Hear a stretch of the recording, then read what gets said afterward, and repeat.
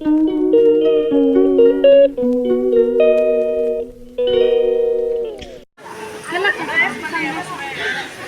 Hello Prajakta वर्ल्डमध्ये मी प्राजक्ता पुन्हा एकदा तुमच्या सगळ्यांचं मनापासून स्वागत करते.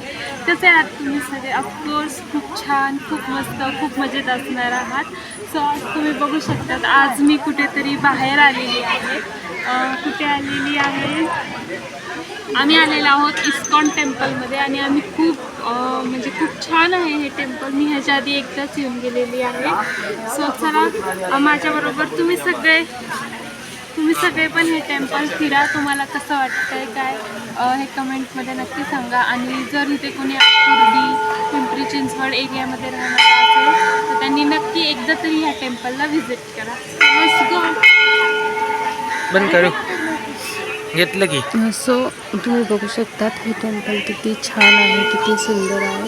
आम्ही इथे नेहमी जायचो कॉलेजमध्ये आणि लग्न झाल्यानंतर घेतलं की घेते की हे काय पण मी कॉलेजमध्ये असताना त्याच्याही आधी खूप वेळा जायचं आहे आणि आता लग्न झाल्यानंतर मी हे सेकंड टाईम गेलेलं. बघू शकता खूप सुंदर आहे. इस्कॉनचे सगळे टेम्पल मला आवडले.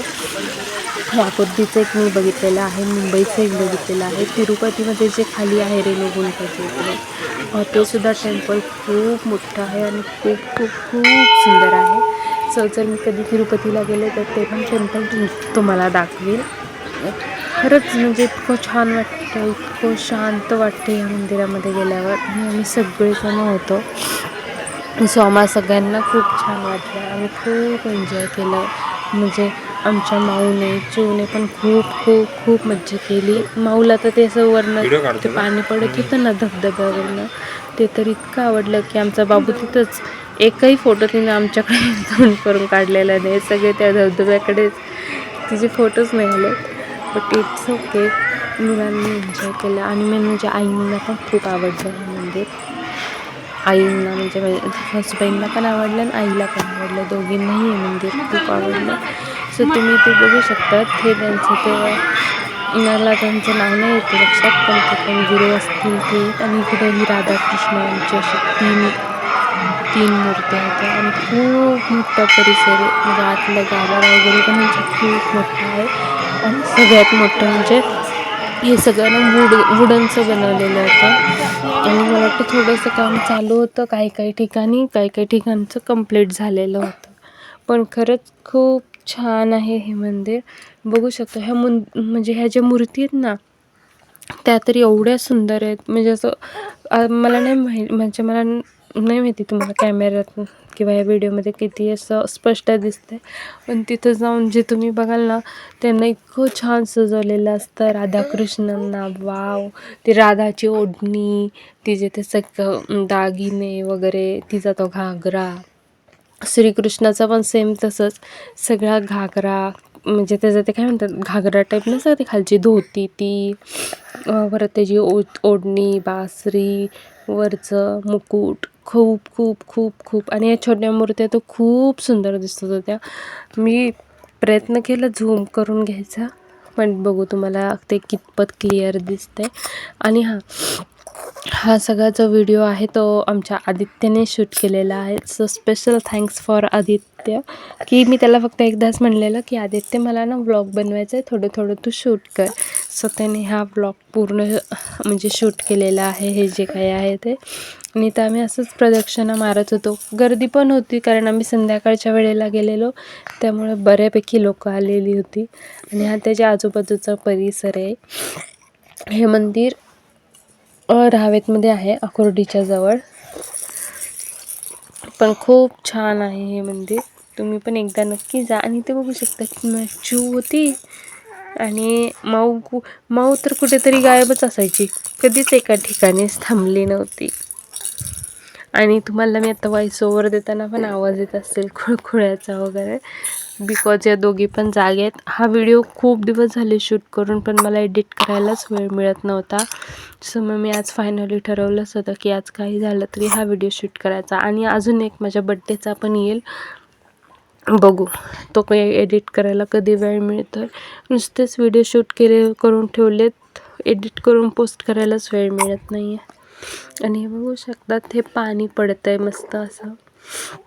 आणि इथं बघू शकतात माझी यंत्रा आणि यंत्राच्या 2 छोट्या छोट्या शेंड्या. अंतरा बाबांबरोबर जास्त वेळ होती. मी चूला घेतलेलं. पण खरंच खूप छान मंदिर आहे. ज्यांना कोणाला जायचं असेल त्यांनी एकदा तरी प्लीज प्लीज नक्की विजिट करा. आणि त्यामुळे प्रसाद पण मिळाला खिचडीचा. आत्ताही एवढी गर्दी नाही आहे. मी तुम्हाला प्रसाद घेतली ना त्यावेळेस पण मी क्लिप शूट केलेली आहे, ती बघा. त्यावेळेस पण खूप म्हणजे खूप गर्दी होती. म्हणजे इतकी लोक येतात संध्या इव्हिनिंगच्या टायमिंगला. आणि इथे बघू शकतात आम्ही सगळे खिचडी खात आहोत. अंतरा पण आहे, आदित्य, आई, सासूबाई आणि इकडे यांनी बसलेले. आणि लाईन होती प्रसादाची, एवढी मोठी लाईन होती ही की विचारू नका. आणि इथे बाबू आमचा झोपला होता, छोटा बाबू. आणि तेही बघत होती बाळ खरंच झोपलंय का. सो अशा प्रकारे आम्ही या दिवशी नंतर आम्ही डीमार्टला पण गेलो. तिथं मंदिराच्या बाजूलाच डीमार्ट आहे.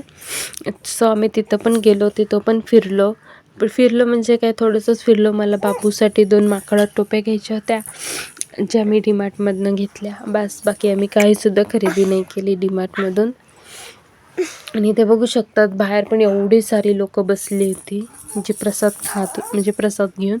आणि इथं हे डीमार्टमधली क्लिप आहे, ते बघू शकतात आमचं जुगाड. मी इथं बाबूला ट्रॉलीमध्ये ठेवलेलं, त्यांचंच तिथलं एक ब्लँकेट घेतलेलं, त्याच्यावर आमचं दुपटं टाकून तिथं हिला ठेवलेलं. बिकॉज ही अंगावर हिला राहून राहून कंटाळा आला होता.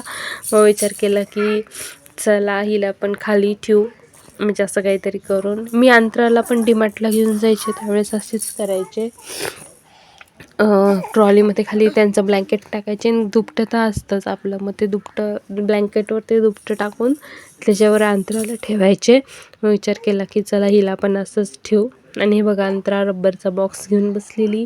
इथं आम्ही सगळे ह्यांच्यासाठी मी अंतरासाठी पॅन्ट घेतल्या आणि माझ्या बाबूसाठी 2 माकड टोप्या घेतल्या. सो हा ब्लॉग तुम्हाला कसा वाटला कमेंट सेक्शनमध्ये नक्की सांगा. आणि तू म्हण कमेंट सेक्शनमध्ये.